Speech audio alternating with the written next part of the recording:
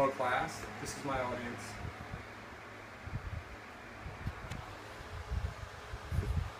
So I did my speech on autism. Autism and autism spectrum disorder is a neurodevelopmental disorder that usually affects the child's communication, social interaction, and behavior. So basically that's stating that kids are going to have a harder time communicating with others and the social interaction at that same point. Which, if a child gets heated over doing that, he may have the behavior.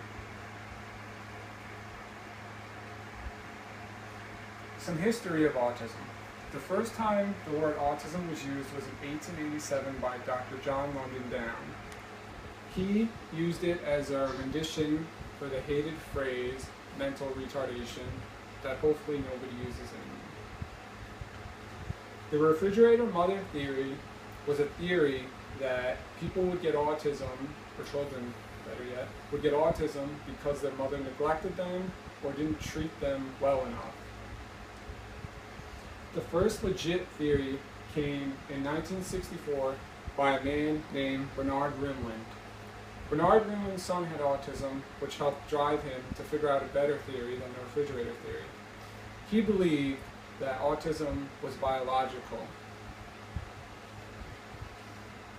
Up until 1987, a lot of people that had mental illness were kept in facilities like Willowbrook.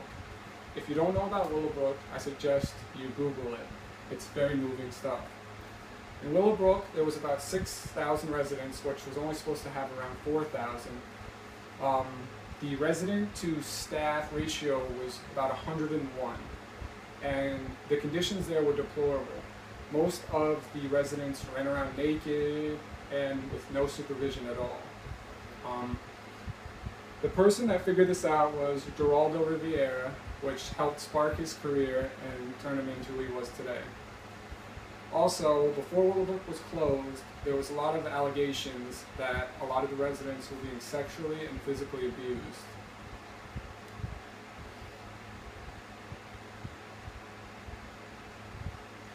One of the key things at the center is communication devices.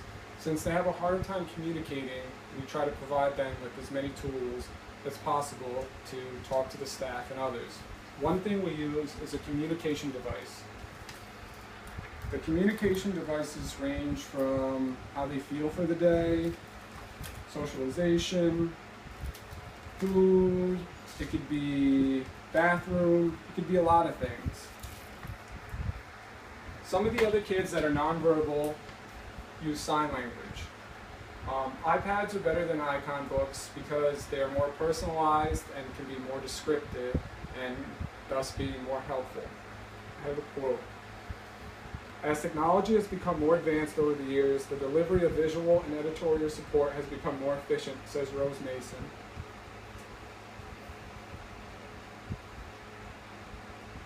Transition is one of the hardest things for kids with autism. During the day, kids go at the center, go to school, and after they come home, and one way we try to help them is meeting. I have a picture. Meeting, we usually started off with what day is today, and we have them come up to the board and try and pick and sign it if possible. We also do things like what is the weather like. We also try to have them pick. And one of the most important things at the center and in my house is the house rules.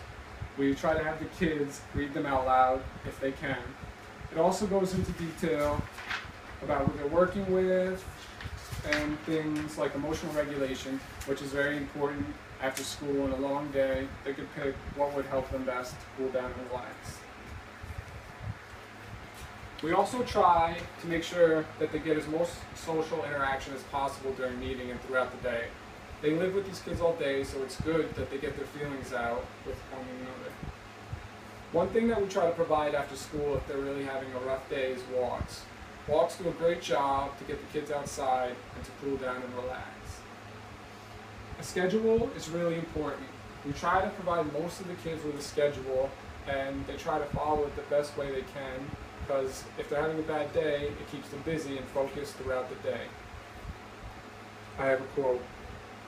Implementation of evidence-based interventions such as peer-mediated social skill groups are necessary to ensure recess is an advantageous learning environment for students with ASD.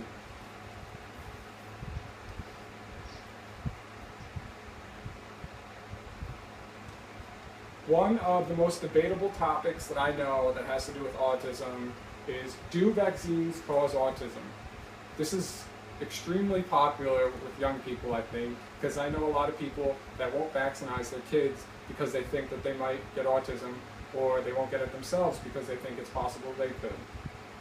Somebody I mentioned earlier, Bernard Rimland, one of the founding fathers of autism, said this quote: "As the number of childhood vaccines have increased 700% from 3 in the 70s to 22 in the 2000s, the prevalence of autism has also showed a parallel increase of 700%. But the CDC claims that there is no links between vaccines and autism. This is a really tough topic to figure out which side is right.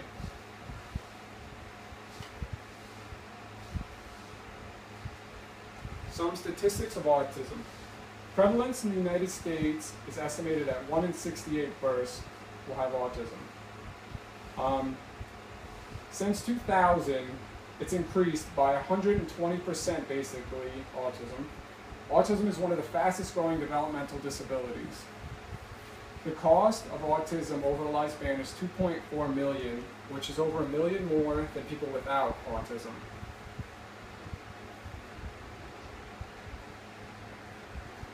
People with autism are people just like me and you. Just because they have a harder time dealing with emotions and communicating with others doesn't mean they're any more or less of a person than me and you. Just because what their actions may be, you should never be afraid or be worried about them. They're just amazing people when you get to know them, and they just want the same thing that me and you do. Me and you want.